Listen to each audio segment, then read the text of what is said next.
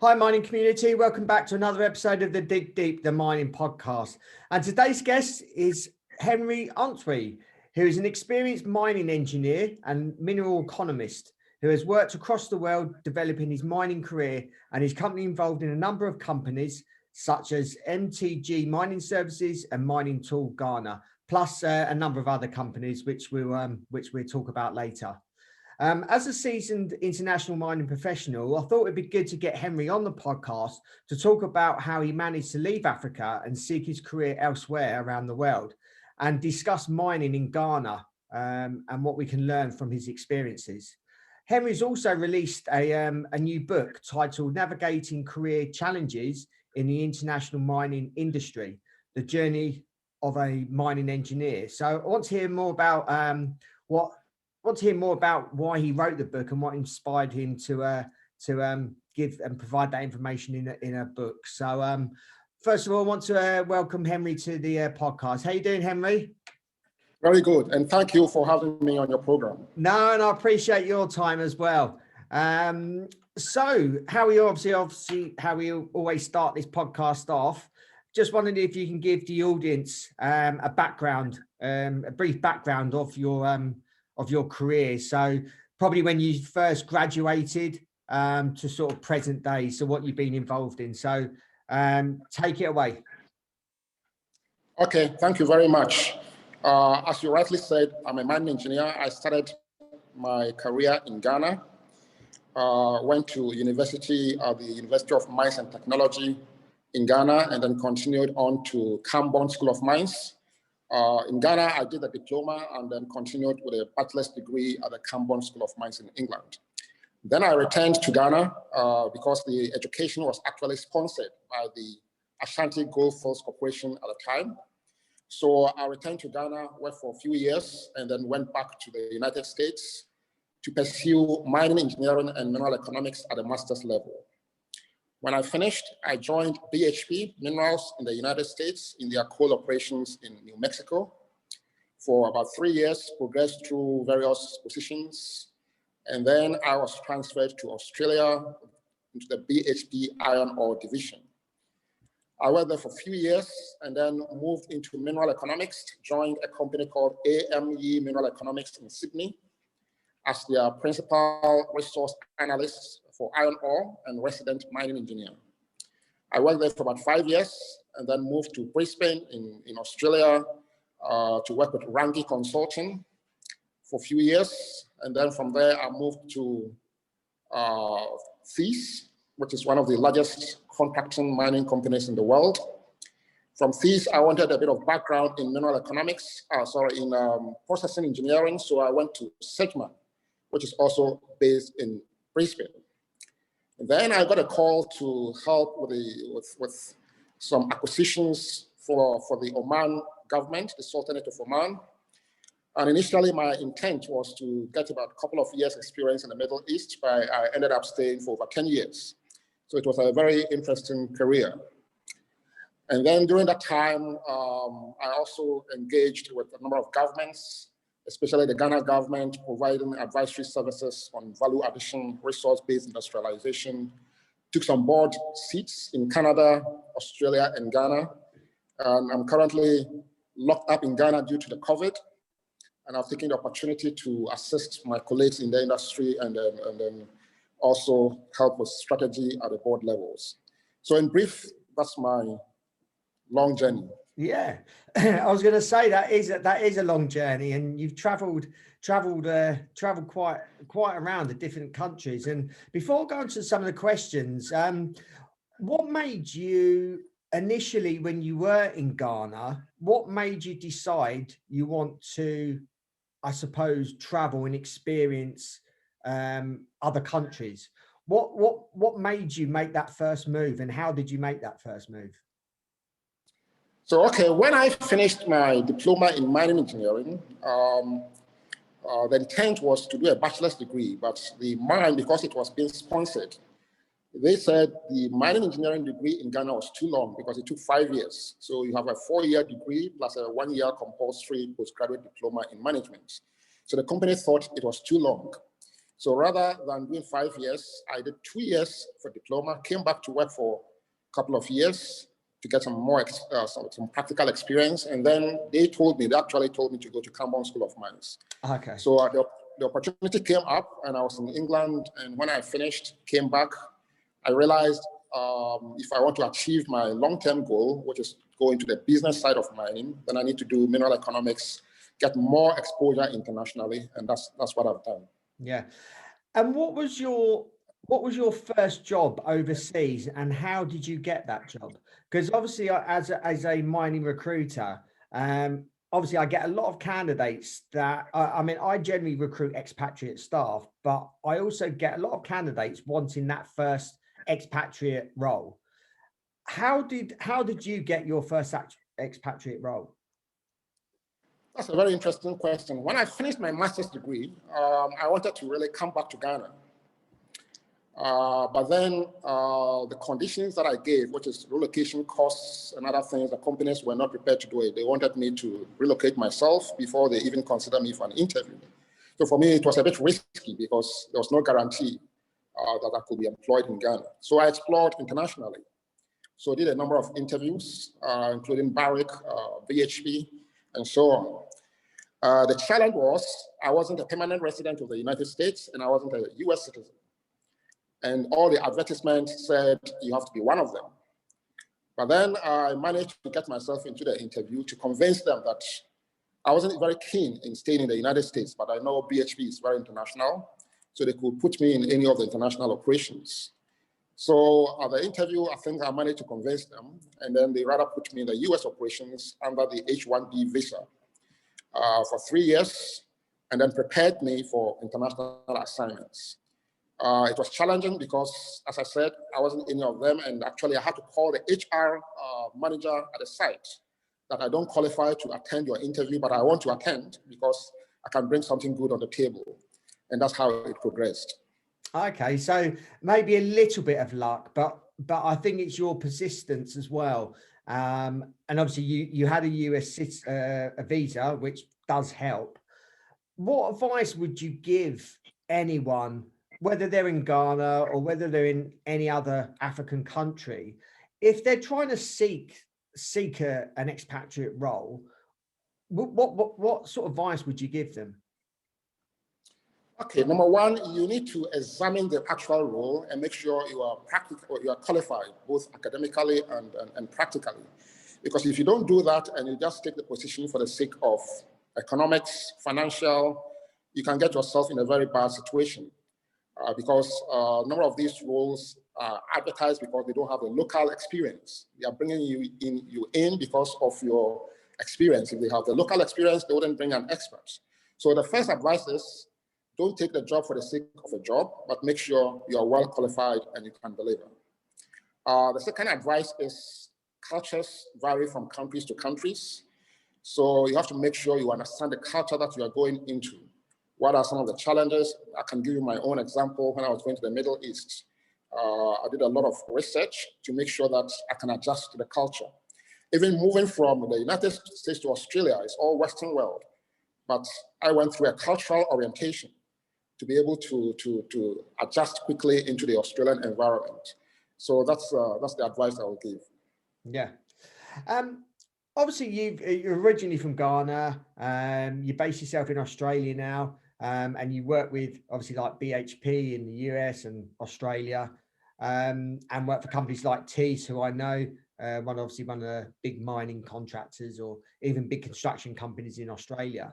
And obviously, you've also worked in Canada and worked in Oman. So you've been in a lot of different countries, a lot of different cultures as well. What are some of the challenges you've faced, obviously, during those periods of times when you have changed countries, changed cultures, or not changed cultures, but worked in different cultures? What are some of the big challenges that you faced? Yes, one of them is adjusting quickly to the host country. I'll give you an example in the Sultanate of Oman, where you need to have the resident permit before you can even open a bank account or rent a house and all that and so on.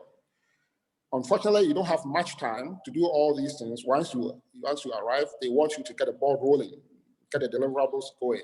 So trying to adjust between the two of settling in, opening bank accounts, finding accommodation, and getting the job going was quite a challenge. But then if you don't seek help, then you'll be stuck. So the company was very helpful in appointing a public relations officer to guide me through the process. So that's the first one. The second one is the cultural challenge. It's a completely new environment in terms of culture. Sometimes you can shake hands with a lady, sometimes you can't, depending on who you meet and all that and so on.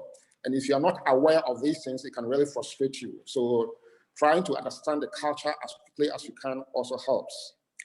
The other challenge I've faced is especially working in some of these developing countries.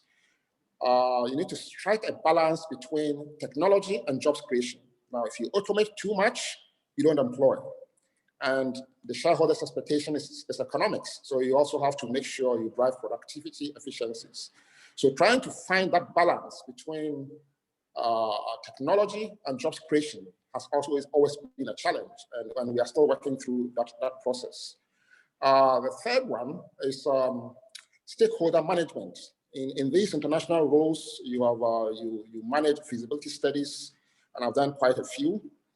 And the shareholders have expectations, the community have expectations, the government has expectations. The government wants to maximize taxes. Communities want to employ people as many as you can. The shareholders want economics. So you need very strong negotiation skills to maneuver your way through all these expectations so that it doesn't disrupt the projects very much. So it's been a very interesting experience going through all these. The other challenge is when you're in the boardroom, discussions come up on performance of key management staff, the CEO, the CFO, and sometimes you become so attached to them that when it comes to the decision to either dismiss them for for not being able to deliver, it becomes a challenge, emotional challenge. So these are some of the challenges that I've faced, but all of them requires different approaches to solving them. Yeah, understand. It's interesting that you mentioned about obviously the automation and in relation to job creation. How obviously as we are today, there seems obviously a move towards automation, and if there is obviously a move to automation, and more and more minds going through that whole process, how are you seeing it in Africa? How are you seeing in Africa how if companies or mining companies are looking to automate their equipment and processes, how you forecasting how Africa's going to move into that new way of mining, and in terms of job creation? If you say we're going everything's going automated, there's going to maybe less job creation perhaps, or different types of jobs. How are you seeing that across the African market? So Africa, the good news about Africa is also dominated by the multinationals, Gold Fields, Anglo Gold Ashanti, Newmont, and all that and so on. So they are also looking at best practices. And therefore, they also are involved in skills development, developing the local staff. The good news about Ghana is they have very competent mining engineers and mining professionals. Most of them were educated in Ghana, others were educated in overseas, and so on. Now, if you look at Mali, for instance, Mali has an underground mine, which is the most automated when it comes to sub-levels. Yeah. In Ghana, for instance, the Ashanti, the AGA underground mine in Obuasi is mechanized. It's going through mechanization and so on. So there have been some progress, but then governments also want to ensure that their people are employed, because job creation is one of the key factors. So what have we been doing? In the past few months, I have initiated a committee, actually formed a committee to look into how to balance these two scenarios. And they are doing a paper which we will present to various stakeholders on how to make sure that we automate and at the same time skill up the people. Now, automation itself is not too bad, provided your people are skilled, because you have to multitask. There's troubleshooting when things go wrong. So even though you might have reduction in employment, those employed can be very, very productive in terms of when it comes to efficiencies and so on. So automation is not too bad. It's how you position your people so that they can take advantage of these situations. Yeah. And have you seen a slight decrease in job opportunities or job creation or job opportunities because of automation that has happened so far? Yes, in fact, if you look at globally, if you look at the BHPs and the Rio Tintos, they have driverless trucks, driverless trains being operated from technology centers and so on. But you have to balance that with productivity. Are these creating shareholders' values? So there have been some reduction in employment, that's a fact, but there have also been scaling of people. The time has come where mining professionals are working very closely with computer scientists and mathematicians, statisticians, and so on, to do all these automation, artificial intelligence, and so on. So the automation has brought together a collaboration between mining and other professionals, which were not there in the past. It was there to some extent, but not as aggressive as we find now. So there might be a reduction in certain areas of the profession, but you can see uptake in other areas like data analytics, computer scientists, and so on and so forth. So overall, there's a balance between the various professionals and so on and so forth. Yeah. Obviously, at the time of this recording, we're in obviously this COVID situation. So how has COVID impacted businesses across the globe, obviously from your perspective? And how's the global mining industry cope with the lockdown and related disruptions? And can you provide any updates on how the Ghanaian mining sector is coping with this pandemic? Okay, as we all know, within weeks of the onset of the pandemic, the mining companies actually implemented concrete steps to protect their staff, build resilience through training, infrastructure, and assistance. They contributed logistically and financially to communities where they operate. There have been a refocus on production efficiency drives before all these physical distancing measures are relaxed. Now, the impact varies from country to country. In the context of Ghana, for instance, there was a lockdown, but the mining industry was exempted. And it is because the mining industry was very disciplined and they put in a very robust safety management systems, drills, simulations, verification audits, continuous improvements. They had trigger action response planning, documentation controls. They had medical clearance before securing mines assets, mandatory quarantine testing, and so on. So it didn't have big impact on the Ghanaian mining industry. In fact, the non-essential staff services work from home to enhance effective social distancing. So overall, there has been some effect, but generally in the context of Ghana, it hasn't had much impact. Which is good. And how about sort of and if you know this, how about some of the neighbouring countries around Ghana? Have they coped pretty well, or have some of them not coped as well? Yes, generally, especially in sub-Saharan Africa, the impact has not been huge, like in the Western world. And it's a number of factors. It's a very young population. Their immune systems are a bit stronger. And the impact of malaria and all that has built their immune system. So we haven't seen so many cases, especially when it comes to active cases. Currently in Ghana, I don't think it's even more than 2,000 active cases because of all these scenarios. So to that extent, the African continent, especially sub-Saharan African countries, have coped very well, and it hasn't had much impact. Okay, that's good, and that's especially good for the mining industry. So that's really good to hear. You've obviously been involved heavily with policy discussions in Africa. How is the continent responding to the paradox of vast mineral resources existing side by side with the economic difficulties? That's a very good question. In fact, if you look at mining, I can categorize the risks into 4 baskets. The first one is high exploration risks. It takes about 5 to 10 years, in some cases even more, to go from exploration to mine. Then the second part is high capital intensity. You need a lot of money, hundreds of millions, sometimes billions of dollars to build a mine. Unfortunately, the payback is very long for shareholders. And then we have this communities, social license, and so on. So these pose challenges, especially for local Africans, because of the capital intensity, the risks, and so on. So in the mining space, you see a number of multinationals in the African continent with few indigenous companies.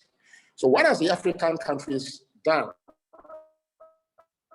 In fact, the heads of states within the African Union met to implement, and this vision is to ensure that the extractive resources sector becomes a catalyst for economic development and structural transformation.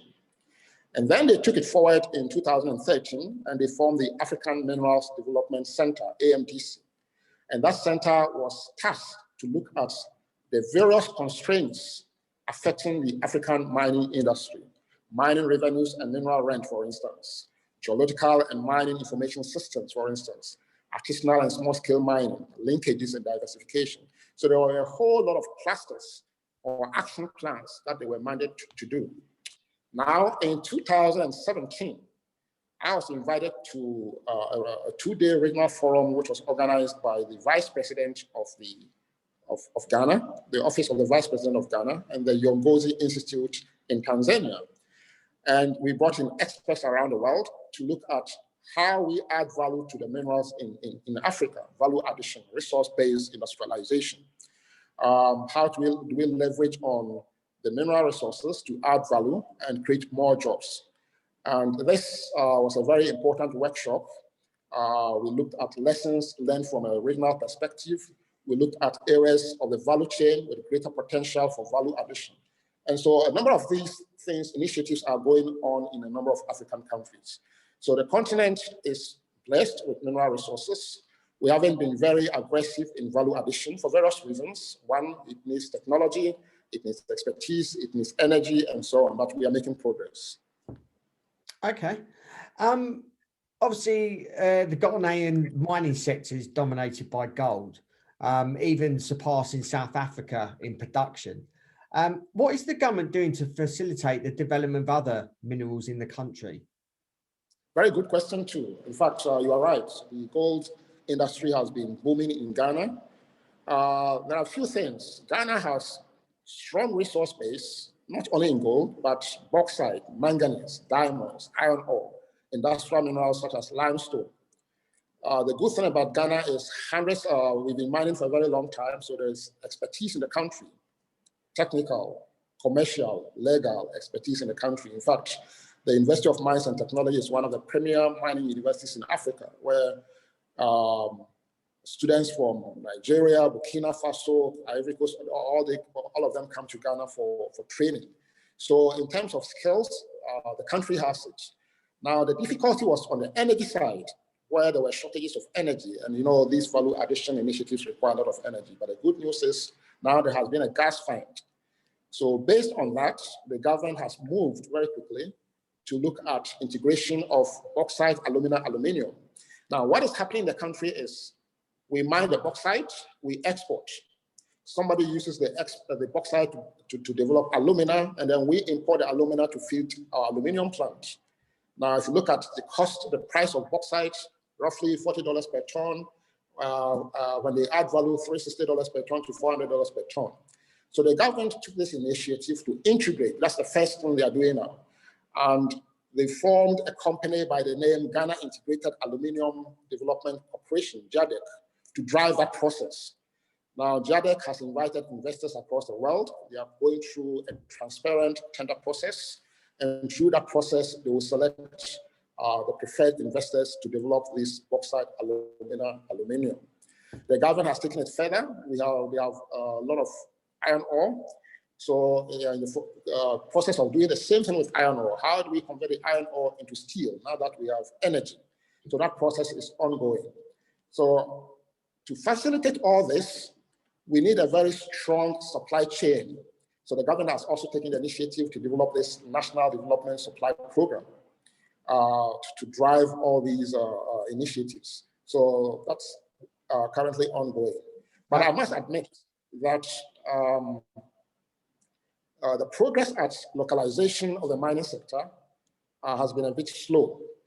But the government has implemented the local content policy, and that policy ensures that foreign companies coming into Ghana have to have Ghanaian partnership. And as I speak, a number of partnerships are currently ongoing. So that's the situation we find ourselves now. Okay. And in terms of obviously these different commodities, are they found in certain parts or certain regions of Ghana? Yes, yes. In fact, there's a gold belt that goes from the Ashanti region to the northern region. So you see, for Ashanti, Western, Northern, you see a number of gold companies in Ashanti, in Western, and in the northern region. And then when you come to the manganese, it's predominantly in the Western region as well. The diamonds are in a place called Apatia, which is also in the Eastern region. So it's scattered all across the country. Okay. And obviously you've mentioned to me you've been in Ghana for just over a month now, obviously in lockdown due to COVID. What's your assessment of local participation in the mining sector? And what role have you been providing for the indigenous Ghanaian companies? Yes. I was in my previous discussion, I was alluding to the slow pace of localization of the mining sector. Now, there are a number of reasons. The logistics networks are weak in the country. There's high energy costs, and there are funding challenges. And so addressing these challenges requires an integration and partnerships between the government, the private sector, society, and strides towards macroeconomic stabilization. So all these initiatives are being addressed as I speak. However, the participation of the local companies is also having a big uptake. I'll give you a few examples. AngloGold Ashanti, when they decided to mechanize their underground operation, it's a joint venture between a Ghanaian company and an Australian company. And the intent is to scale up the Ghanaian company on mine mechanization. As I speak, I'm on the board of a company that is into a joint venture with a foreign company doing all the raised boring for ventilation shafts in the Obuasi mine and the Subika mine in Newmont. And the local company manages the labor, the procurement, the logistics, and then through that process, it's a win-win situation for both the international partner and the local partner. So a number of initiatives are going. When I talked about bauxite aluminum, a number of my colleagues approached me and they said, why do we allow multinationals to do everything for Ghana? Why can't we Ghanaians do it? The process has been about 3 years, and we have been able to put together a consortium of Ghanaians, international technology providers, and investors, led by Ghanaians. This time, it's not the multinational pulling it together. It's a Ghanaian company pulling together international investors, technology providers, and so on. So we are now a number of Ghanaians who have worked outside are also coming into the country. They are participating in the entrepreneurship, in the mining industry, driving the commercial side. And so the challenge we had previously is, in fact, if you look at the multinationals in Ghana, it's all managed by Ghanaians. From the CEO all down, most of them are Ghanaians. But we have not taken the next step of forming companies, being entrepreneurial, and then doing some of these projects. But now with the passage of the local content law, which allows Ghanaians to take a minimum of 30%, we've seen a number of Ghanaian companies springing up to go into joint venture partnerships with these international companies.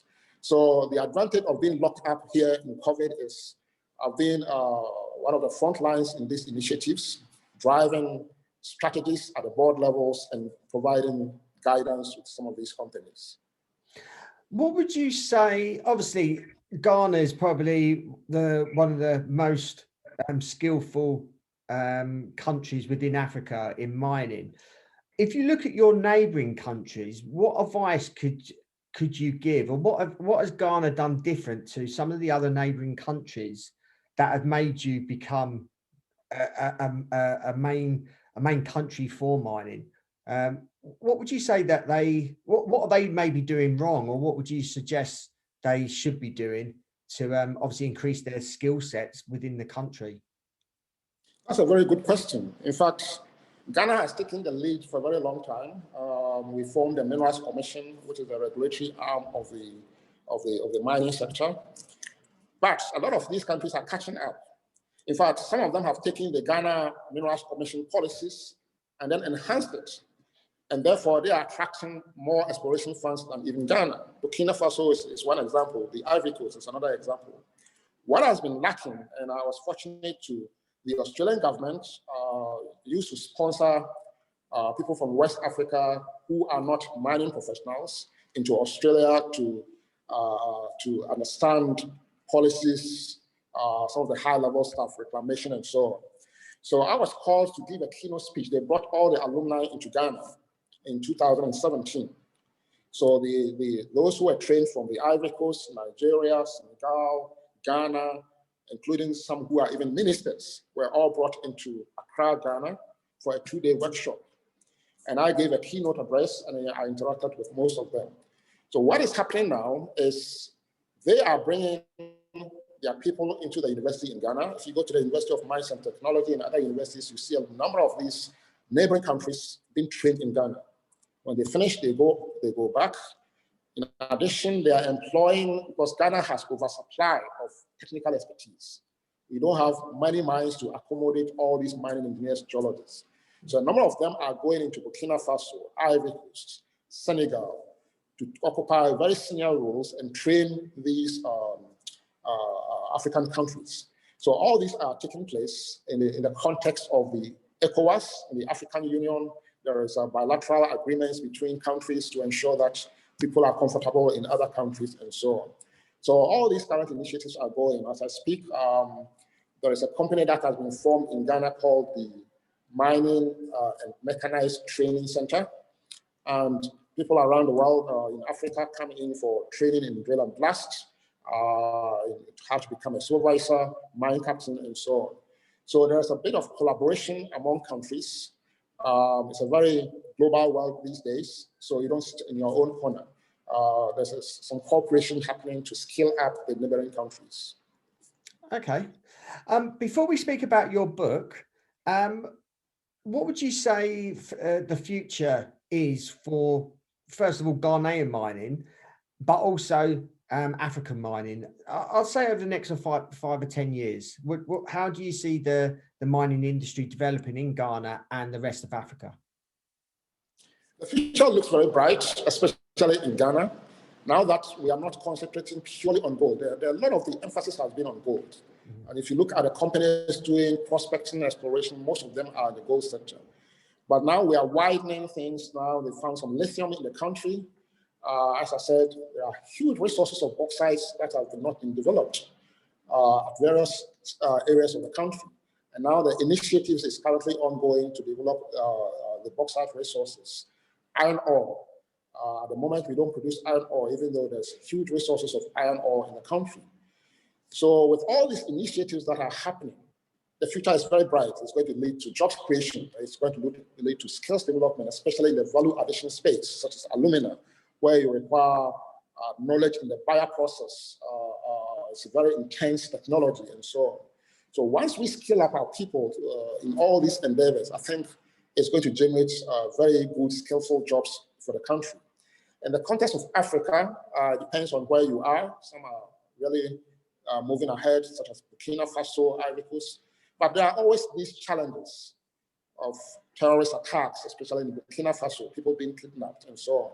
So governments are addressing these security challenges. It's not happening in Ghana, but in other countries, there are all these challenges. So governments have recognized the need to address these challenges to be able to attract investors. The last thing you want is to send expats into a country and they are kidnapped or they're going through terrible times. So governments have recognized this, Nigeria, other places, and they are addressing the security challenges and so on. So I say the future is very bright for the continent as we move towards, and the good thing is we are finding energy, gas, for instance, which drives a lot of these value addition initiatives. Yeah. Right. So let's talk about your book. Obviously, you recently released it. So it's titled Navigating Career Challenges in the International Mining Industry, The Journey of a Mining Engineer. So wondered if you can just give us a a few highlights of the book. But firstly, what inspired you to actually write the book? Very good question. In fact, when I took the job in the Sultanate of Oman, the proximity to Ghana was a bit closer compared with coming from Australia to Ghana. So every year I managed to find time to have about 2 visits into the country. And then one of the professors at the university told me to consider being a guest lecturer and allocate about 1 week to lecture with those doing master's degree in business planning, mergers and acquisitions, and so on. During that process, we formed the Ghana branch. The students, we inaugurated it in 2015, and we were doing conferences. And then I realized the knowledge gap, and then the zeal of the Ghanaians to understand the commercial side of mining, where I thought it was a bit weak, and so on. Then I got invited to various conferences and workshops by governments and private sector and so on. And then I realized maybe the best thing I can do for Ghana is to put my experience together, especially on the business and commercial side. And then I gauged to see the interests, and then there was big interest, sponsors, and so on. So I've been working on this for the past 3 years. It's about 259-page book. It's not a textbook. It will serve as a guide for professionals and students aspiring to build their careers in management at the board level, policy making, mergers, acquisitions. It's for those in human resources who are relocating people from other countries to the countries. I share all the challenges I faced. It's for even the mining industry. How do we market the economics of mining?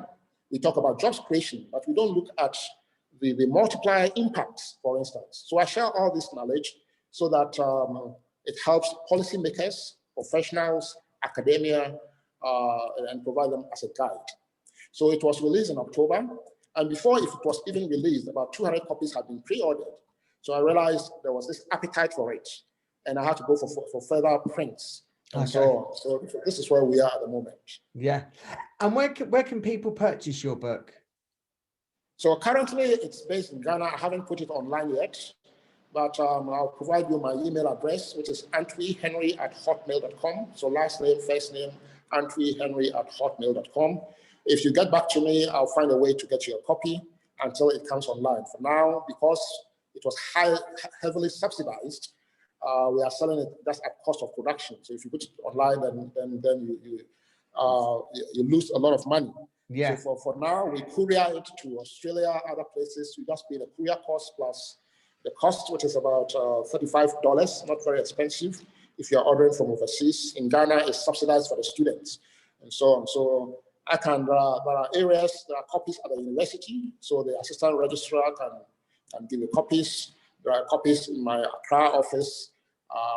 So if you get back to me, I'll find a way to get you copies. Yes, certainly. And I'm sure a lot of our listeners will have a look at that and certainly purchase that. And I'll put these in the show notes as well. So are you on social media at all if anyone wants to contact you about the book, but also may want to contact you and they may have some questions around mining in Ghana that you'd be able to help them out with? Yes, so I'm on Instagram, I'm on LinkedIn, I'm on Facebook. So if you search for my name, you'll be able to find me, and then we can take it from there.